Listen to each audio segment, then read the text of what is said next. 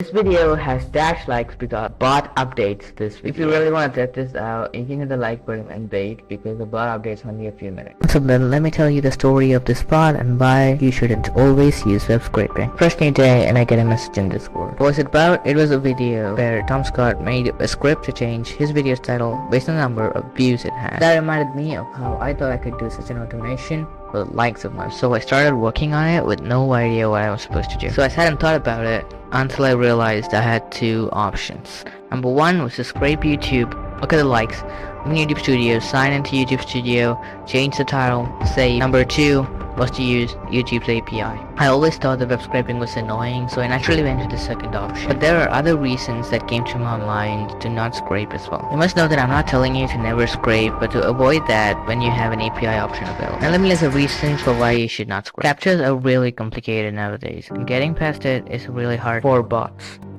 Number two is dynamic sites like YouTube might give you some trouble.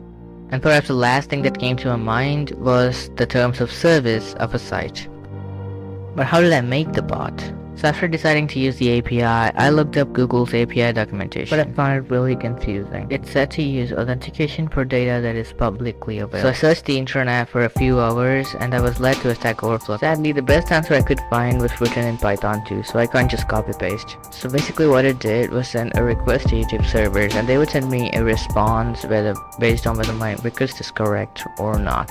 Garbage in, garbage out. If the request is wrong, I get a code that is other than 200. If it's correct, I get 200 to say okay with an object containing the video's information. But changing the title required me to read Google's API documentation, which required Google OAuth, which made sense because I own the video and OAuth is needed to change the title of the video. Because if it is not, then anonymous users can access any video and change its details. Google's documentation was really great, so it was really easy for me to change the title. I thought it would be hard, and it was when hosting, but for now, it worked. But fate hit me hard when I wanted to host. The hosting provider that I was going to use did not support Python's input function, nor did they support opening a web browser. So I went up to the hosting provider's documentation and they told me to use web frameworks like Flask. But I didn't want to use a web framework for something as simple as this project, so I headed back to Google's documentation. There I found hope. Apparently, they said us the exact way on how I can hardcode an OAuth code to my standalone application. So I got an offline OAuth code, pushed to GitHub, started the script, tested it with my friends. It worked. Then I realized I hadn't thought about the API limit. Bot was only sending a request every 10 seconds, but I was scared. So I searched up the internet, and apparently YouTube allowed 10 requests to be sent per second. And that was generous, but I didn't want to abuse it for a simple project like this. I made my bot to change the title every few minutes.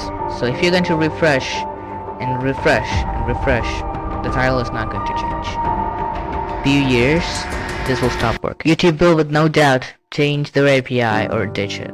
So take my advice, maintain your code, make proper patches, make understandable code so that your code lasts even after a long time someone decides to fork it. Nothing lasts forever, and to maintain that natural balance I'm supposed to stop this video. So I'll see you in the next one.